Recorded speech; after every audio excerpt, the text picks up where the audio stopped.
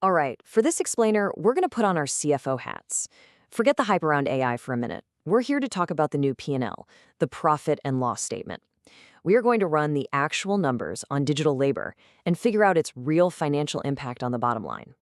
You know, for decades, we've all heard that human capital is a company's greatest asset. But in today's world, with permanent labor shortages and costs going up and up, you have to ask a tough question. Is that asset actually becoming your biggest liability? A variable you just can't control that might be putting a cap on your company's growth? The reality is, what businesses are facing today is a deep structural economic problem. This isn't just a temporary tight job market. We're talking about huge demographic and tech shifts that have created a labor challenge that's, well, permanent. And that puts constant upward pressure on your P&L, making it incredibly hard to predict your costs and scale your business effectively. Now, just look at the sheer scale of who this affects.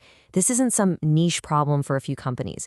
This table shows over 36 million businesses in the US alone, and the vast majority of those are the small and medium-sized enterprises that are truly the backbone of the economy. They're the ones who are most exposed to the ups and downs of labor costs. And here is the headline number, 99.9%. Let that sink in for a second. That's the percentage of all businesses in the US that are small businesses. This proves that the labor problem isn't just happening in one sector or only to giant corporations. When pretty much every single business is facing the same headwind, you know it's time for a fundamental change in how we operate. So what do we do about it? Well, it requires a huge shift in thinking, a real paradigm shift. We have to stop thinking about labor as just an operational expense, another line item on the P&L, and start thinking about a whole new category of labor, one that can be treated as a strategic, operational asset on your balance sheet. And that brings us right to the definition of digital labor. Now, let's be clear. We're not talking about simple automation tools here. We're talking about autonomous AI agents. These are specialists designed to execute complex, end-to-end business functions. They are built from the ground up to be a scalable, predictable, and fully operational asset from day one. To make this more concrete, let's take an example. Something like Fiducia, the virtual director of finance.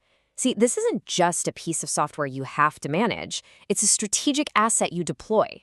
It can handle everything from accounts payable and payroll all the way to financial forecasting and compliance. And it's working 24/7, 365 to make sure everything is running smoothly. It really joins the team. It doesn't just support it. Okay, let's dive into the core math. This is the part where the business case goes from a cool idea to hard numbers. We're going to do a direct, side-by-side comparison of the financial and operational metrics between a traditional human employee and a digital agent.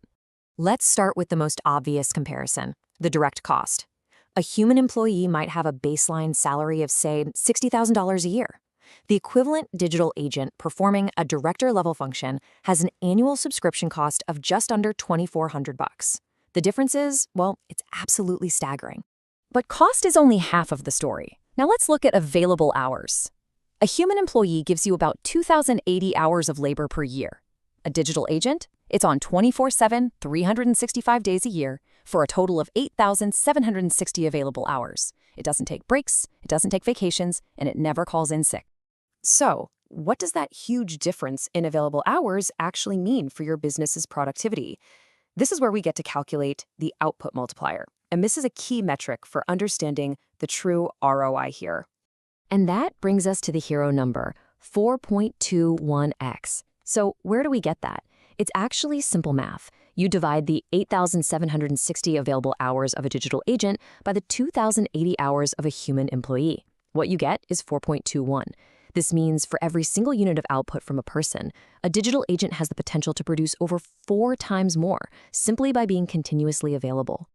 This massive mathematical advantage translates directly into financial stability. We're moving way beyond just getting more work done. We're actually talking about building a more predictable, more resilient, and more scalable operational model, which, let's be honest, is exactly what every CFO on the planet wants. And here it is, the ultimate metric for financial leverage, about 1%. Think about that for a second. A single senior human director could have a fully loaded cost approaching $250,000. For just 1% of that salary, you could deploy an entire crew of specialized virtual directors for sales, finance, IT, and operations. The capital efficiency is just on a completely different scale. So the takeaway here is pretty clear. This new model of labor gives you exactly what every CFO dreams of: highly predictable, fixed costs that don't just jump up unexpectedly.